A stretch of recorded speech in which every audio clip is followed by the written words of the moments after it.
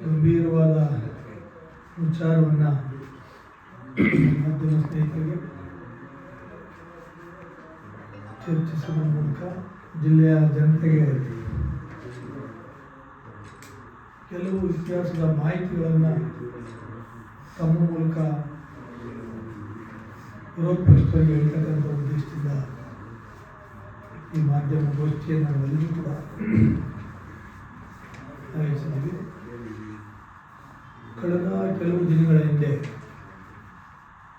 ಮಾನ್ಯ ಕೇಂದ್ರ ಸಚಿವರಾದ ಕುಮಾರಸ್ವಾಮಿ ಅವರು ಮಂಡ್ಯ ಜಿಲ್ಲೆಯ ಅಭಿವೃದ್ಧಿ ಸಂಬಂಧಪಟ್ಟಂತೆ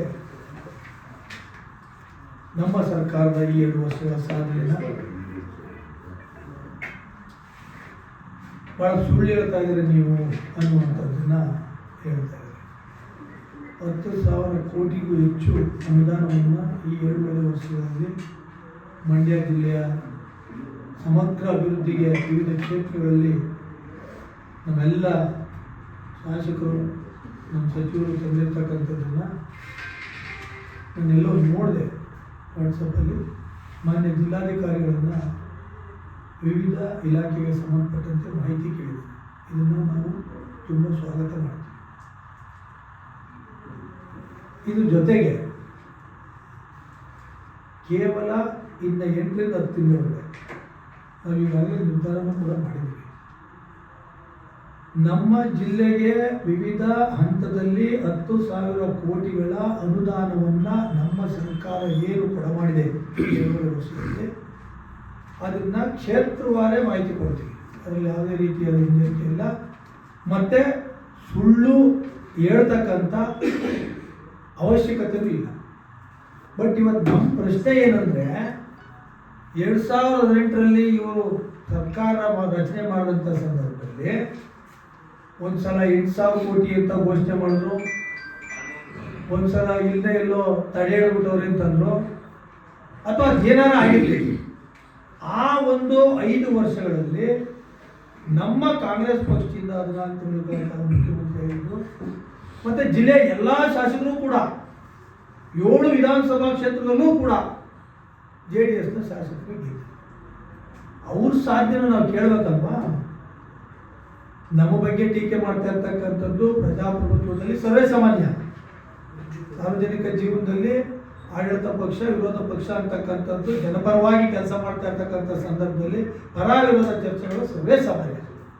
ಅಭಿವೃದ್ಧಿ ಕಾರ್ಯಕ್ರಮಗಳನ್ನು ಕೆಲವೊಂದು ಕಡೆ ನಾನು ಈಗಾಗಲೇ ತಮ್ಮ ಮುಂದೆ ಹೇಳಿದ್ದೆ, ಇಲ್ಲ ನಾವು ಅದನ್ನು ತಂದಿದ್ದಂಥದ್ದು ಇವ್ರು ಪೂಜೆ ಮಾಡ್ತೀವಿ ಅಂಥವೆಲ್ಲ ಮಾಹಿತಿ ಕೊಡಿ ಅಂದರೆ ಅದಕ್ಕೆ ಉತ್ತರ ಏನಿಲ್ಲ.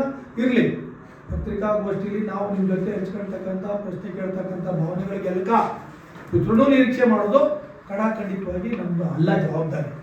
ನಾವು ಸಾರ್ವಜನಿಕ ಜೀವನದಲ್ಲಿ ಇಟ್ಕೊಂಡು ಮಾಹಿತಿ ಕೊಡ್ತಕ್ಕಂಥದ್ದು, ಮಾಹಿತಿ ಹೇಳ್ತಕ್ಕಂಥದ್ದು, ಪ್ರಶ್ನೆ ಮಾಡ್ತಕ್ಕಂಥದ್ದು ಜನತಂತ್ರದ ಲಕ್ಷಣ. ಬಟ್ ನಮ್ಮ ಪ್ರಶ್ನೆನೂ ಕೂಡ ಇದಾಗಿರ್ತದೆ. ಇವರೇ ಮುಖ್ಯಮಂತ್ರಿ ಆಗಿದ್ದಂಥ ಸಂದರ್ಭದಲ್ಲಿ, ಇವರೆಲ್ಲ ಶಾಸಕರು ಕೂಡ ಗೆದ್ದಿದ್ದಂಥ ಸಂದರ್ಭದಲ್ಲಿ ಇವರ ಅಭಿವೃದ್ಧಿ ಕಾರ್ಯಕ್ರಮಗಳು ನಮ್ಮ ಜಿಲ್ಲೆಗೆ ಕೊಡಮಾಡಲಿಕ್ಕೆ ಏನಾಗಿತ್ತು, ಏನು ಪರ್ಮನೆಂಟ್ ಅಸೆಟ್ಸನ್ನ ಎಲ್ಲಿ ಏನೇನು ಸ್ಥಾಪನೆ ಮಾಡವ್ರೆ, ಇವೆಲ್ಲವನ್ನೂ ಕೂಡ ಮಾಹಿತಿ ಕೊಡಬೇಕು ಅಂತಕ್ಕಂಥದ್ದನ್ನು ಕೂಡ ನಾವು ಆಗ್ರಹಪೂರ್ವಕವಾಗಿ ವಿನಂತಿ ಮಾಡ್ತೀವಿ. ಇದ್ರ ಜೊತೆಗೆ ಮೊನ್ನೆ ಯಾವುದೋ ಒಂದು ಕಾರ್ಯಕ್ರಮದಲ್ಲಿ JDS ಯುವ ಘಟಕದ ಅಧ್ಯಕ್ಷರಾದ ನಿಖಿಲ್ ಅವರು ನಮ್ಮ ನಾಯಕರ ಬಗ್ಗೆ ಸುಮಾರು 30 ವರ್ಷಗಳ ಸಾರ್ವಜನಿಕ ಜೀವನದಲ್ಲಿ ಕಳಂಕರಹಿತವಾಗಿ ಆಡಳಿತ ಮಾಡ್ತಾ ಇರ್ತಕ್ಕಂಥ ಜಿಲ್ಲೆಯಲ್ಲಿ ಬಹುಶಃ ಕೆಲವೊಂದು ಸಂದರ್ಭ ವಿರೋಧ ಪಕ್ಷದವರು ಕೂಡ ಬೆಚ್ಚತಕ್ಕಂಥ ಆಡಳಿತ ಮಾಡ್ತಾ ಇರ್ತಕ್ಕಂಥ ಜಿಲ್ಲಾಧಿಕಾರಿ ಬಗ್ಗೆ ಯಾವುದೇ ರೀತಿಯಾದ ಹಿನ್ನೆಲೆಯಿಂದಲೇ ಗೊತ್ತಿಲ್ಲದೆ ಇರ್ತಕ್ಕಂಥ ವಿಚಾರಗಳನ್ನೆಲ್ಲ ಸಾರ್ವಜನಿಕವಾಗಿ ಹೇಳೋದ್ರ ಮೂಲಕ ತಮ್ಮ ಅಪ್ರಬುದ್ಧತೆಯನ್ನು ಪದೇ ಪದೇ ಪದೇ ಪದೇ ಜನರ ಮುಂದೆ ಹೇಳ್ತಾರೆ. ಚಲರಾಯಸ್ವಾಮಿ ಬಗ್ಗೆ ಮಾತಾಡ್ತಾ ನಮ್ಮಲ್ಲೇ ಎಲ್ಲವನ್ನು ಪಡೆದೋದ್ರು ಖಂಡಿತವಾಗಿ ನಾವು ಆ ಪಕ್ಷದಲ್ಲಿ ಇದ್ದವರು ಅಲ್ಲ, ಆ ನಡವಳಿಕೆ ನಮ್ಗೆ ಗೊತ್ತೂ ಇಲ್ಲ.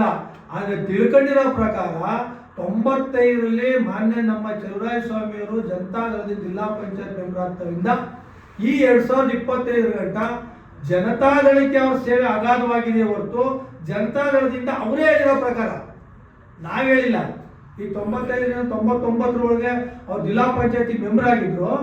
ಆಗ ಇದೇ ಶಿವರಾಮೇಗೌಡರ ಕಂಚಳಿ ಗಂಗಾಧರ ಮೂರ್ತಿ ಕೊಲೆ ಪ್ರಕರಣದಲ್ಲಿ ಮೆರವಣಿಗೆ ಮಾಡಿದಂಥ ದೇವೇಗೌಡರು ತಾವು ಮುಖ್ಯಮಂತ್ರಿಯಾಗಿ ತಮ್ಮ ಸರ್ಕಾರ ಅಧೀನ ಇದೆ, ತಮ್ಮದೇ ಪಕ್ಷಕ್ಕೆ ಸೇರ್ಕೊಂಡು BDL ಮಂತ್ರಿನೂ BDL ಚೇರ್ಮನ್ ಮಾಡಿದ್ರು, ಹೌಸಿಂಗ್ ಬೋರ್ಡ್ಗೂ ಚೇರ್ಮನ್ ಮಾಡಿದ್ರು. ಚೆಲುವರಾಯಸ್ವಾಮಿ ಅವರಿಗೆ ಕೊಡಬಾರು ಕೋಟೆ ಕೊಟ್ಟರು 4 ವರ್ಷದಲ್ಲಿ. ಆಡಳಿತ ಏನು ಬಂತು ಜನತಾದಳದಿಂದ ಚೆಲುವರಾಯಸ್ವಾಮಿ ಅವರಿಗೆ? ಆಯಿತು, 99 ಗೆದ್ದರು. ಎಷ್ಟು ಗೆದ್ದಿದ್ರು?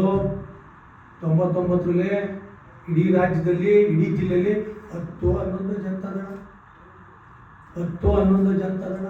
ಜಿಲ್ಲೆ ಒಳಗಡೆ 2 ಸ್ವತಃ ಇವರೇ ಸೋತಿದ್ರು ಪ್ರಧಾನಿಯಾಗಿ. ಅದೇಂಗೆ ಸಾಧ್ಯ? ಇವ್ರಿಗೆ ಶಕ್ತಿ ಕೊಟ್ಟರು ಅಂತಾರಲ್ಲ.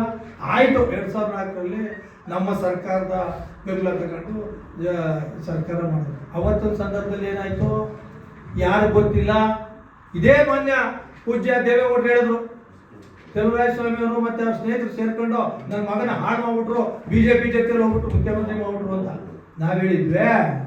ಹಂಗಾಗಿ ಯಾರಿಂದ ಆದ್ರು ಮುಖ್ಯಮಂತ್ರಿಗಳು ದೇವೇಗೌಡರು ಹೇಳೋ ಪ್ರಕಾರನೇ ಅದು ಆಯಿತು. ಮಾನ್ಯ ಕುಮಾರಸ್ವಾಮಿ ಅವರು ಹೌಸಲ್ಲಿ ಹೇಳಿದ್ರು, ಹೌದು ಈ ಚೆಲುವರಾಯಸ್ವಾಮಿ ಅವರು ಬಾಲಿಯವರೆಲ್ಲ ಸೇರ್ಕೊಂಡು ಮುಖ್ಯಮಂತ್ರಿ ಮಾಡಿದ್ರು ಅಂತ ನಾವು ಹೇಳಿದ್ವಿ. ಇದು ಯಾವುದೂ ಅರಿವಿಲ್ಲದೆ ನಿಖಿಲ್ ಅವರು ನಮ್ಮ ಪಕ್ಷದಿಂದ ಇವರು ಎಲ್ಲ ಉಂಡ್ರು ಎಲ್ಲ ಎಲ್ಲಿ ಸ್ವಾಮಿ ದಾಖಲೆ ಇಟ್ಕೊಳ್ಳಿ. 1985 ಜಯರಾಮಣ್ಣ ನಾಯಕರಾಗಿದ್ರು.